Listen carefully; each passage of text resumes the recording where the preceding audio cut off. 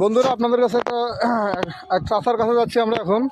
আচ্ছা চাষা, হ্যাঁ আপনার পাট ক্ষেত এটা তো আমি দেখছিলাম আরো 2 মাস আগেই, পাট ক্ষেত বড় হচ্ছে না কেন? বাবা, এই আকাশের বৃষ্টির জন্য পাট খেত আমার বড় হচ্ছে না। পানি দিয়েছে না, পানি লাগিয়েছে। হ্যাঁ, এই পানির জন্য আমি পাটটার ঘাসগুলো তুলতে পারছি না। হ্যাঁ, আচ্ছা আচ্ছা। আর এবং আমাদের ধানও দিয়ে খুব সমস্যা পড়ে গেছি। ধানে না কাটি না, পাটে নেলাই। আমি তো আপনার পাটটা দেখছিলাম আরো 2 মাস হচ্ছে মনে হয় যে আপনার পাটটা লাগানো না? হ্যাঁ, পাটটা লাগা 2 মাস হচ্ছে।